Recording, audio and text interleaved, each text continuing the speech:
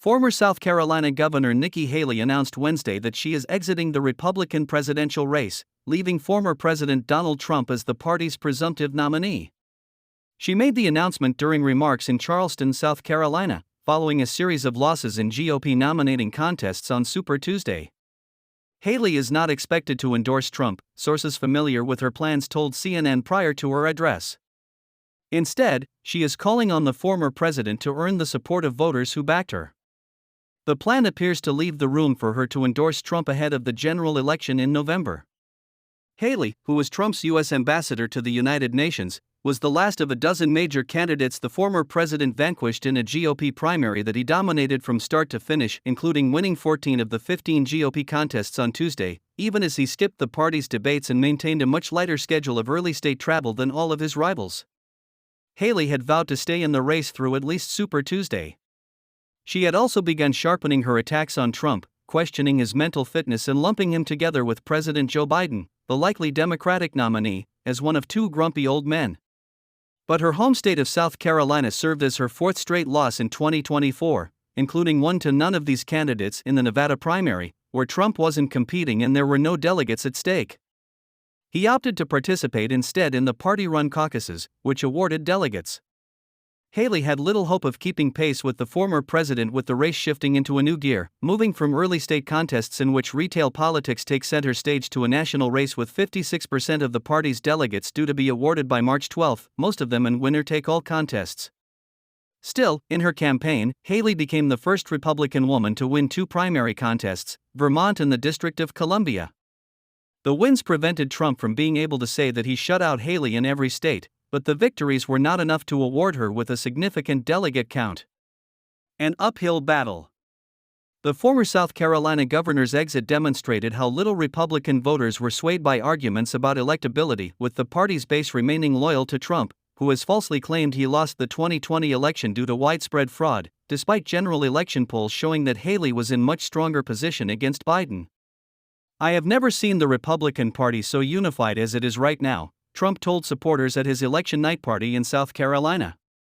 After Trump won more than 50% of the vote in Iowa, where Haley placed a distant third, members of the Republican Party quickly consolidated around the former president and endorsed him. Former 2024 candidates, including biotech entrepreneur Vivek Ramaswamy, South Carolina Senator Tim Scott, and North Dakota Governor Doug Burgum, campaigned with Trump on the eve of the New Hampshire primary. Florida Governor Ron DeSantis also took a parting shot at Haley as he exited the field, calling her platform a repackaged form of warmed-over corporatism. There was not a similar rush of support behind Haley. Though former Arkansas Governor Asa Hutchinson endorsed her, former New Jersey Governor Chris Christie did not, and was caught on a hot mic saying she would get smoked. In New Hampshire, a state her ally Governor Chris Sununu once predicted she'd win in a landslide before polls showed Trump pulling ahead, Haley failed to defy expectations and lost by 11 points. On Super Tuesday, even as Haley's team saw a victory in Vermont and a strong showing in the Virginia suburbs, the benchmark for staying in the race was not reached, an advisor told CNN. Going into the biggest day of voting, the advisor said, the team had set a loose threshold of winning about 40% of the vote in several states to credibly stay in the race. On the campaign trail, Haley often tried to distinguish herself from Trump as the better alternative candidate who would be capable of reeling in moderate and independent voters in a general election against Biden. "I win moderates and independents, which he, Trump, doesn't. That's why he lost in 2018. That's why he lost 2020. That's why he lost 2022, and that's why in every poll you see he loses to Joe Biden, and I win," Haley said during an interview with Fox News. Though she signed a pledge committing to support the eventual GOP nominee as part of a requirement to participate in GOP primary debates last year, Haley had in recent days suggested she was no longer bound by that commitment, saying that she would make the decision I want to make. Her Charleston speech Wednesday was expected to include words of caution for her party. Haley, according to the advisor, is poised to renew her call for a return to conservative principles and warn against an isolationist foreign policy that has taken hold inside the GOP. An upstart campaign. Haley entered the GOP presidential race in February of last year, becoming the first person after Trump to launch a 2024 bid. She polled in the low single digits for much of the first 6 months of her campaign, but gained momentum after the first GOP primary debate in August, where she called for a consensus on abortion and stood out for her foreign policy experience. She was well received in subsequent debates, which helped fuel interest from voters and donors. By late fall, many wealthy Republicans, and some Democrats, looking for an alternative to Trump started rallying behind Haley. She received the endorsement of billionaire Charles Koch's political network in November, and her campaign announced it raised $24 million in the last quarter of the year. She was also endorsed by Sununu, bolstering her campaign in one of her most promising states, where 40% of registered voters identify as independent. That momentum drew the attention of her rivals, who started digging into her record and attempted to paint her as a candidate beholden to her donors. DeSantis and his allies attempted to undercut her tough stance on China by highlighting her work wooing Chinese companies to South Carolina.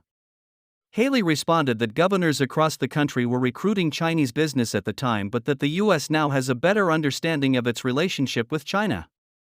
Some of the wounds were self-inflicted. In mid-November, Haley called for name verification of social media accounts, which would have virtually eliminated anonymous posting. She quickly retreated after a wave of backlash. Ahead of the Iowa caucuses, DeSantis latched onto a comment she made, joking that Iowa starts the nominating process and New Hampshire corrects the results. Her biggest stumble came at the end of 2023, when she was asked about the cause of the Civil War during an event in New Hampshire. Haley failed to mention slavery in her response, which prompted a wave of criticism from Democrats and Republicans. In the days that followed, she said that she was wrong to leave out slavery and highlighted her own experiences with racism as the daughter of Indian immigrants who grew up in rural South Carolina. Her views on race were highlighted again in January, when she told a Fox News host that the U.S. has never been a racist country despite its history with legal discrimination. Haley argued that while she had experienced racism in her life, she believed the country wasn't founded with the intent to perpetuate racism. But Haley, known for saying she'd kick back harder, also went after her rivals. She frequently blasted Ramaswamy over his foreign policy stances, accused DeSantis of lying about her record because he's losing, and said Trump was throwing temper tantrums because she was gaining on him. After her third-place finish in Iowa, Haley declared the nominating contest a two-person race between herself and Trump, a prediction that came true after DeSantis ended his campaign days before the Granite State primary.